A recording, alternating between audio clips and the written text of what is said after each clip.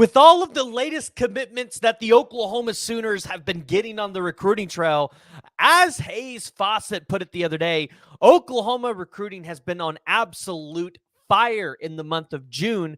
The Sooners have landed CJ Nixon, the number 5 overall athlete, Marcus Harris, the number 1 wide receiver in California, Emmanuel Choice, Jaden O'Neal, who is one of the best quarterbacks in 2026, Ryder Mix, and there are absolutely more to come. That's what we're here to talk about today. We're going to talk about the good news that Oklahoma could be expecting, because there are a slew of commitments that are set for multiple prospects that Oklahoma is targeting. We got to talk about it. Before we do that, though, as always, join the discussion. Jump in the comments below. Hit that like button for me. Let me know that you guys like this kind of content.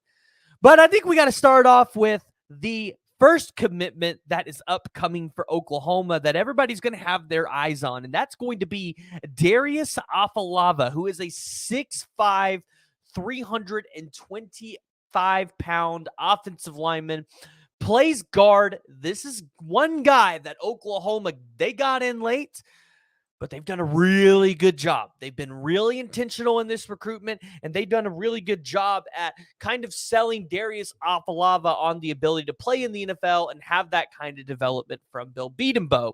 If you had to ask me, I think Oklahoma's got a really good shot at landing this commitment tomorrow. You are going up against Utah, though.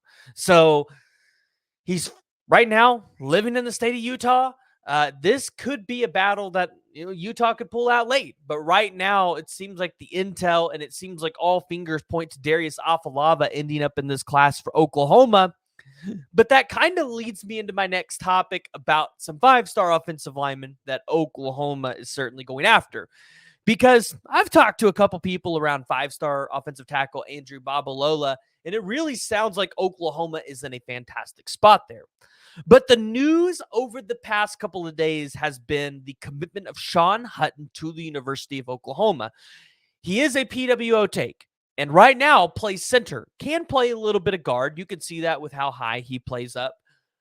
But Sean Hutton has an interesting relationship with 2 other offensive linemen that Oklahoma is targeting in this class. And it's not a secret. Sean Hutton, Lamont Rogers, Michael Fasusi, they would all like to play with each other. That's not some hidden secret out there. The question is Sean Hutton going to be able to convince both of the top offensive tackles in the country to want to come play for Bill Bedenbaugh? You've already seen Sean Hutton start the recruitment with Lamont Rogers, who, guys, if you are reading between the tea leaves, it sounds like that recruitment's about to wrap up, and Oklahoma is in a fantastic spot. In fact, I would say Oklahoma probably has a 60% chance to land both Lamont Rogers and Michael Fasusi. Both of them together, I think the chances are way higher on Fasusi than just landing Rogers. But Oklahoma's, listen, they're in a really good sneaky position here.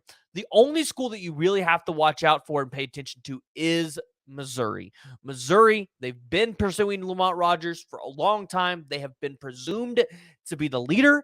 And you would imagine they're going to probably try and pay and pony up for a guy like that. But it seems like Lamont Rogers, he might be getting close to picking the crimson and the cream hat up off the table.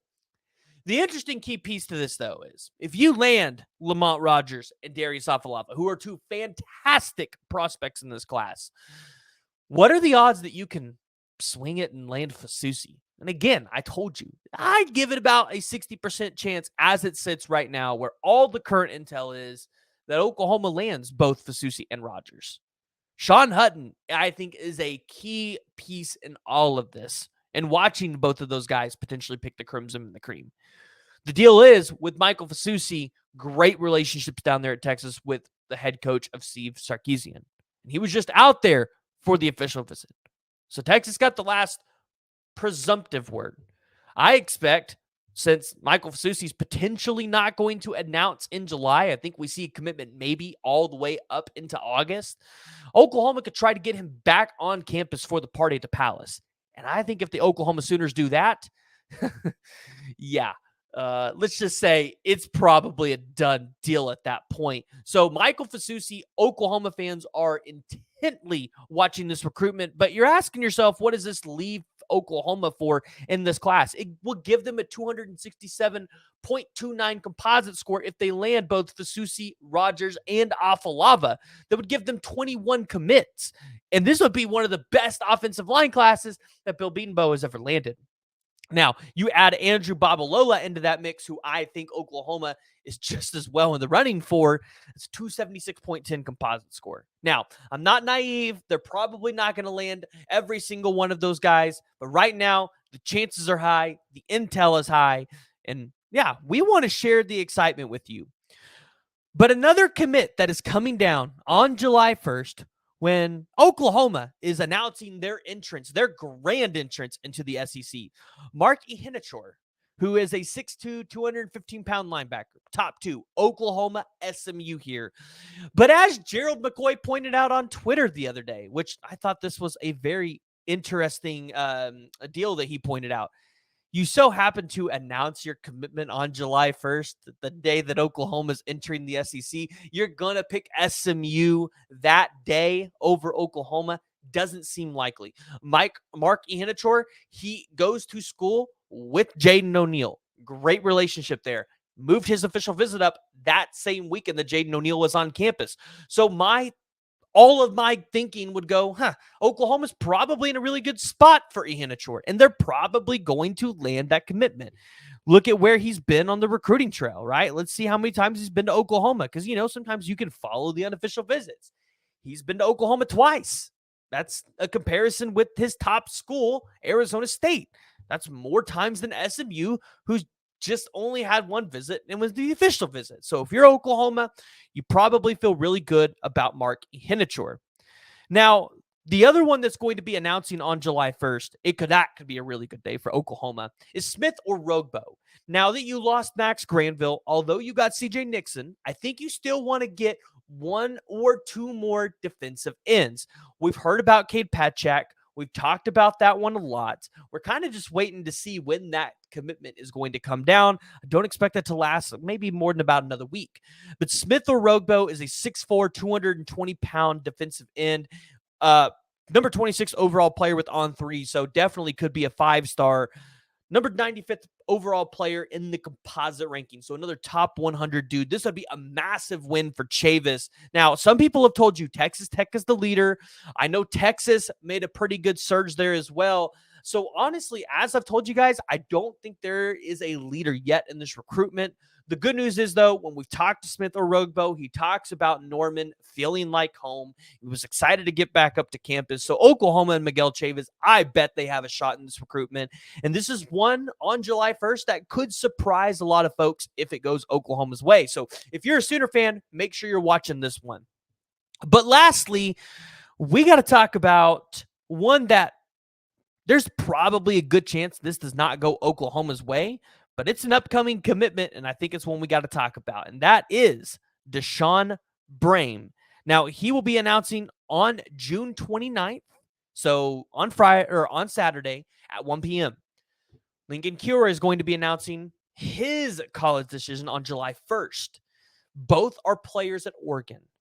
I would expect right now it's Oregon or Tennessee, but if the pick is not Oregon, it's probably going to be Tennessee with an Oklahoma as a distant third here. You've seen the Oklahoma players. They've been on Twitter trying to recruit Deshaun Brame to Norman, but right now you've got Trene Washington as a tight end there. CJ Nixon can play tight end a little bit. Maybe they decide to move Shield Knight to tight end. I'm not sure what that looks like. Deshaun Brame, not necessarily counting this one in. The intel just has not been there for Deshaun Brame to land at Oklahoma. So unfortunately, this is one you probably lose. But I think the sweepstakes for Nate Roberts are still on the table. Oklahoma's just got to play the long game there. Remember, Nate Roberts currently committed to Ohio State. So if you're an Oklahoma fan, you can have a good chunk of news coming up for you over the next couple of days. So I want to hear from y'all. Make sure you're joining the discussion, jumping down in the comments below. I want to know if you guys agree with me on the takes about the offensive lineman. Do you agree Oklahoma has a 60% chance to land Michael Fasusi or Lamont Rogers? If you don't think so, drop it down in the comments below and let me know who you think we land on the offensive line.